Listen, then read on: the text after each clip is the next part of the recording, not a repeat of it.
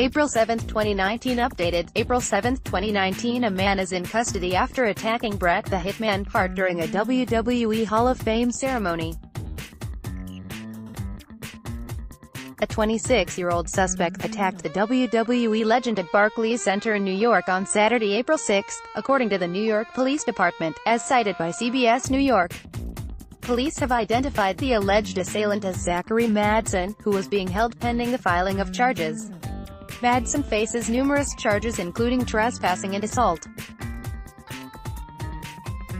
Hart was uninjured in the melee and finished his speech after the alleged assailant was taken away by police.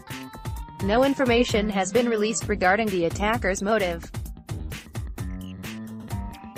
Overexuberant fan, Hart was standing at a podium inside the ring delivering a Hall of Fame induction speech when he was attacked.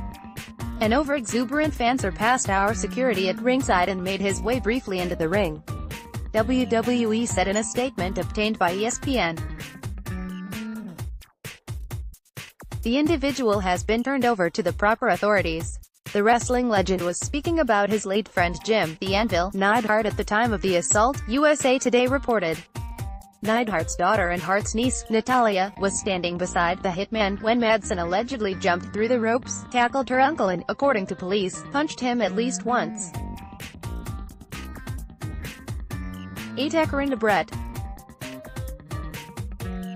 Literally on the verge of tears. Some horrible bastard fan just rushed to the ring and rugby tackled poor Bret Hart. Smith later said in a tweet, "The attacker was lucky I was being held back, Bret Hart getting attacked it." Here's an angle from the crowd of the person interrupting Bret Hart's. Natalia, whose real name is Natalie Neidhart, later responded to the attack in a tweet, saying Hart didn't deserve to be attacked or have his moment or my dad's diminished. She wrote, "I'm so proud of my uncle and brother tonight during our Hall of ceremony. Bret is a cancer survivor, a stroke survivor and one of the greatest wrestlers of all time. I'm so proud of my uncle and brother tonight during our Hall of ceremony." Bret is a cancer survivor, a stroke survivor and one of the greatest wrestlers of all time. He didn't deserve to be attacked or have his moment or my dad's diminished. We got it back on track. Thank you, guys. Folded hands. Natty, at Natbanature, April 7, 2019 Jim Neidhart, who was Bret Hart's brother-in-law, died last August aged 63. Neidhart, who with Hart formed one of the top wrestling tag teams in the 1980s with the WWE, fell at his home and struck his head, after which the Pasco Sheriff's Office said he succumbed to his injury. I'm no wrestling tragedy. Hart is one of more than 3 dozen former wrestlers who dissected the pitfalls of the professional wrestling lifestyle in the documentary 350 Days. Hart and other former WWE greats, superstar Billy Graham, Greg Valentine, Tito Santana, and Wendy Richter recount the toll that a life on the road could have on physical and mental health, and the broken homes that were often a result. I don't look at myself as a wrestling tragedy, Hart told the Associated Press. I saved my money. I'm not broken down. I've got my share of injuries and hardships in wrestling. But I'm no wrestling tragedy. I don't feel like I present myself like that. Unfortunately, there are a lot of wrestling tragedies, and that does come across in the film.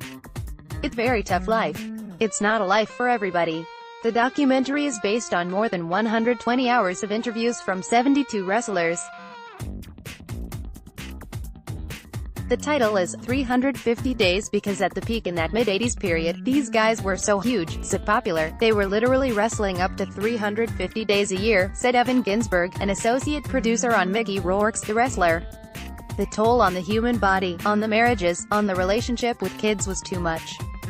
Survivor Series was on Thanksgiving night. Starrcade was around Christmas night. How do you tell your kids, Daddy's not going to be home for the holidays? This is really what the movie is about. Hart said 350 days was a bit on the high side of his personal count, but he figured he was on the road 300 to 320 days each year for 23 years. If I could have worked half as many days, I would have been 100 times happier, Hart said. That was the sacrifice that we all made and we all suffered through. I'm not sure there was anything we could have changed about that.